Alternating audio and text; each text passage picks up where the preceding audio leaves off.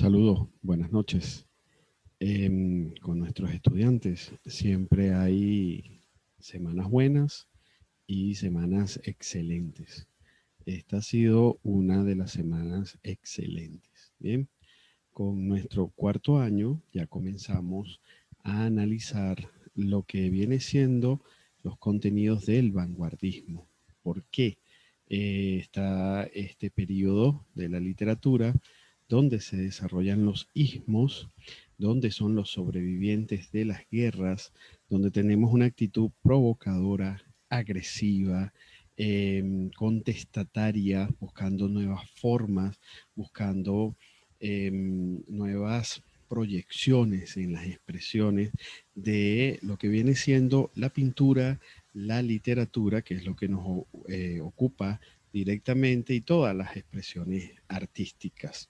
Entonces, una de las cosas que más atrae a nuestros estudiantes es que los vanguardistas se parecen mucho a nuestra juventud por eso, lo contestatarios, la búsqueda de nuevas formas, el porqué de las situaciones y este mundo del subrealismo que se desarrolla dentro de la expresión de estos sobrevivientes de las diferentes guerras, porque estamos posterior a la primera, después de la segunda, está la Guerra Fría. Hay una discusión entre los eruditos si todavía estamos viviendo actualmente un post-vanguardismo o una continuación del vanguardismo.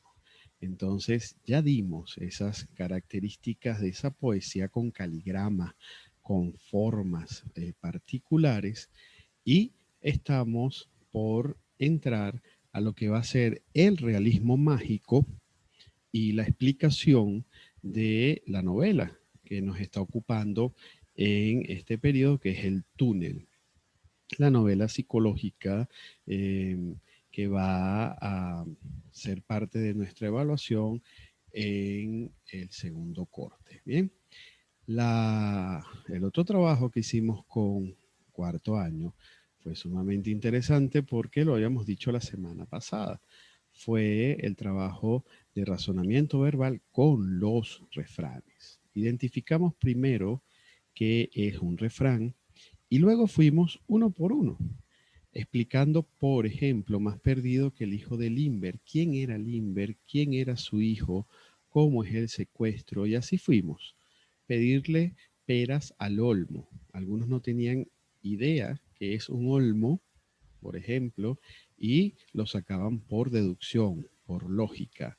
Vemos otros como entre broma y broma la verdad se asoma, ¿no? Y bueno, en eso es rey el señor Quino con su obra, su caricatura Mafalda, pues dorar la píldora, lo que muchas veces hacemos por halagar, por conseguir un ideal que no merecemos. Entonces doramos la píldora. Y así fuimos, uno por uno, analizando, hicimos ya nuestra evaluación de los refranes y lo vamos a seguir haciendo porque todavía quedan algunos por estudiar para que nuestros muchachos entiendan que estas frases simples del pueblo, eh, quizás humildes, tienen un metalenguaje, un significado que debemos desglosar. Bien, eh, hay algunas que van a quedar para nuestra próxima evaluación de nuestro taller de ortografía. Y nuestro otro trabajo, nuestra otra presentación fue sumamente productiva. Las muletillas y los vicios del discurso. ¿Qué trabajamos acá? Bueno, primero que era una muletilla. ¿Cómo nos catalogan, cómo nos ubican según las muletillas? Las muletillas vienen siendo como una especie de tic del lenguaje. Y si no las dominamos, bien, van a representar falta de vocabulario, inseguridad, nos van a definir la personalidad. Y así fuimos uno cada uno de nuestros estudiantes. Nos faltaron, obviamente, lo vamos a seguir haciendo en sesiones posteriores porque, bueno, les interesó mucho cómo, según la muletilla que ellos utilizan, pueden demostrar inseguridad, pueden demostrar que están estresados, presionados, pueden demostrar que son perfeccionistas. Todo eso lo trabajamos con las muletillas y explicamos las muletillas conjuntivas, el el esas que no tienen sonido, las que van unidas con un vulgarismo para darle énfasis, ¿bien? Y las de que se llaman de pasarela, bueno, que son el o sea, bueno, bien, ¿ok? Y así fuimos trabajando cada una de estas palabras. También las verificamos en inglés. El so, el well, el you know, ok, que se repite, yeah. Bien. Después entramos en el campo de son buenas, son malas las muletillas. Todo depende si las manejamos con conciencia. ¿Por qué? Porque si yo manejo una muletilla con conciencia, eso puede crear un acercamiento en el discurso. Ahora, si la hacemos repetitiva, de una manera exagerada, podemos caer en la falta de vocabulario, el vocabulario vulgar y sobre todo en la inseguridad del discurso. Y ahí fue cuando se les planteó, ¿por qué son aburridas las exposiciones entre los estudiantes?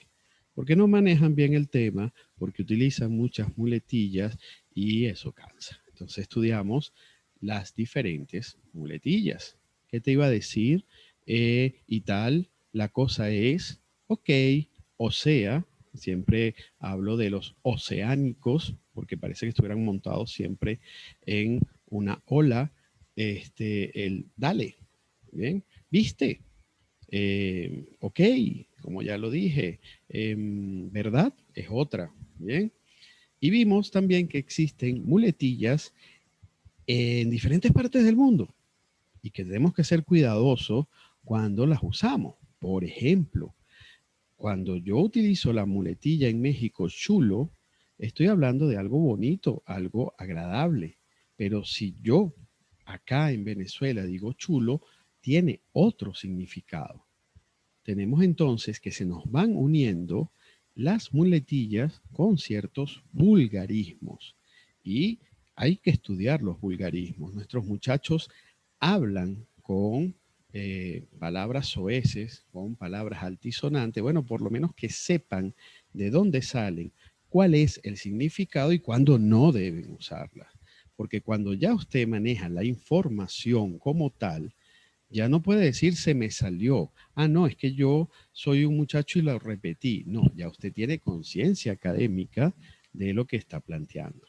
Vimos también cómo podemos tener sustantivos en nuestros trabajos que funcionan como muletillas. Aspecto, elemento, hecho. Es que el problema es, y se repite.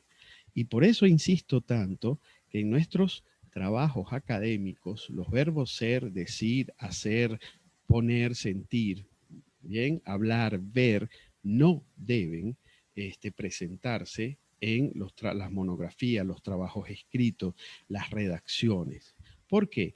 Porque esos verbos normalmente están ligados a un juicio de valor, a una opinión no sustentada. Y si yo no la sustento, no es un ensayo, no es un trabajo académico. Igual que los adjetivos, interesante, positivo, bueno, malo, bonito, feo, son juicios de valor. Y de ahí vimos entonces las malas construcciones. Hubieron o hubo, habían o había. Decimos mucho de acuerdo a, y es de acuerdo con. Bien, a cuenta de. ¿A cuenta de qué usted quiere que yo le repita el examen? No, es por cuenta de. Bien, por siempre, no, para siempre. Y sobre todo, uno que se repite bastante es a la final. A la final es cuando tenemos una competencia. pero el resto es cuando ya estamos cerrando una oración, es al final o finalmente. Entonces yo siempre les recomiendo a mis estudiantes que, bueno, se olviden de a la final, lo traten de eliminar porque muy pocas veces se utiliza. Seguimos después entonces viendo las muletillas y la virtualidad, porque el proceso de la virtualidad nos ha traído nuevas muletillas. ¿Qué dijo? No le oigo, profesor. Se fue la conexión, hay mala conexión. Apagué la cámara por... Entonces vienen las diferentes razones. Esas son las nuevas muletillas, las muletillas que nos han traído la virtualidad. ¿Dónde aprendemos esas palabras? ¿Dónde aprendemos nuestras primeras muletillas o nuestras primeras groserías, palabras altisonantes? En la casa, señores. Desde que somos niños. Al principio, bueno, no las celebran porque se va desarrollando el lenguaje. Después, entonces, no las critican y ya es en el espacio del colegio donde la compartimos con los estudiantes, pero es en el hogar donde se va formando el lenguaje, eso es innegable. Bien, las identifico, las tengo ya en mi mente, ya las puedo corregir. Entonces, ahí entramos a las muletillas dentro de los modismos y las groserías en Venezuela. Tranqui, beta, brutal, criminal, al pelo, chivo, ¿bien? Y después fuimos subiéndole el tono, chill, bájale dos, y obviamente la muletilla, la grosería, la palabra altisonante, que está en la número 3, pero que nuestros jóvenes la utilizan indistintamente, sin género. Las damas lo utilizan en masculino, los caballeros en masculino, ¿bien? Y usted puede ver una oración donde esa palabra altisonante se repite hasta 5 o 6 veces. ¿Por qué? Porque es una grosería, porque están transgrediendo el idioma. No, porque ahora eso significa compañerismo, igualdad. Te tengo tanta confianza que hasta contigo puedo hablar de esta forma. El problema es cuando pasamos los límites. El problema es cuando entonces el receptor del mensaje no considera que usted tenga la suficiente confianza para dirigirse de esa forma a él, pues, o a ella. Bien. Entonces, ¿cómo manejamos los venezolanos la ironía? Alguien me empuja y uno le dice, oye, me empujaste. No, llévame para tu casa, pues. Bien. Vemos las frases que manejamos los padres, porque ahí dice las madres, pero somos ambos, ¿bien? En la casa hablamos, cuento 3 y llevo 2, y ahí empezaron nuestros estudiantes a dar toda la serie de frases que nosotros los papás decimos. Por ejemplo, si el papá regaña a la niña, le dice, eres igualita a tu mamá. Si la mamá regaña al niño, eres igualito a tu papá. ¿Qué significa cuerpo de yuca? ¿Qué es tener la cara de conflay, por ejemplo? Bien, entonces es una cara de asombro, una cara amorfa, una cara que no dice nada. Entonces usted con su cara de conflay me viene a preguntar, por ejemplo, sería la explicación.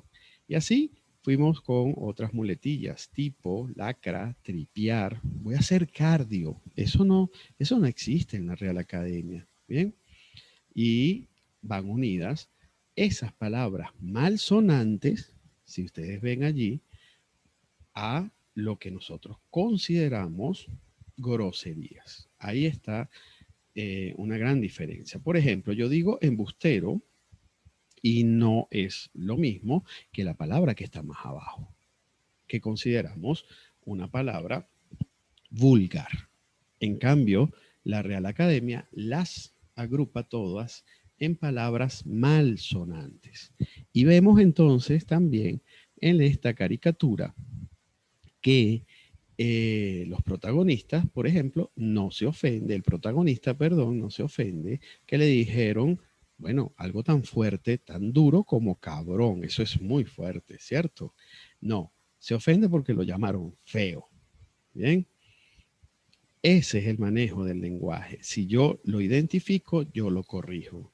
¿De dónde viene ese manejo del lenguaje? De la casa, de cuando le llaman la atención a los hijos, la forma que lo hacen, o cuando como adultos cometemos el error de discutir delante de ellos. Y lo bueno de esta presentación es que tiene las herramientas finales, cómo eliminar las muletillas. Escuche ese mensaje de voz que usted mandó, escúchelo. Y si está mal entonado, si de repente usted quiere dársela de gracioso y resulta que tiene unas palabras altisonantes, bórrelo, vuélvalo a hacer. Bien, no llene de palabras todos los espacios. Respire, haga una pausa. Bien, y luego entonces lance su idea. Trate de proyectar la voz en diferentes tonos y para eso utilice la respiración diafragmática para que no sienta el ahogo en el momento en que está expresando una idea. Y sobre todo, no se enfoque en lo negativo. Ubique lo que tiene que corregir y sencillamente, bueno, afiance lo positivo que todos tenemos en el momento de comunicarnos, de hacerlo en forma gestual, oral o escrita. Todas van totalmente unidas. Y cerramos esta presentación con el origen de la frase. Por ejemplo, el chivo expiatorio. Aquí sí tenemos una frase, bueno, que tiene un contenido histórico de la época de los judíos. Agarraban a dos chivos, escogían uno y bueno, consideraban que sacrificándolo sobre él caían todos los pecados y la población se limpiaba pues de las culpas. Cerramos esta presentación con el apoyo audiovisual de, este es un caballero español donde nos da herramientas de oratoria, de presentaciones efectivas de cómo manejar nuestro cuerpo, el lenguaje y la respiración. Por eso les digo con total certeza, hay semanas buenas, hay semanas excelentes. Esta fue una semana excelente. Saludos, buenas noches.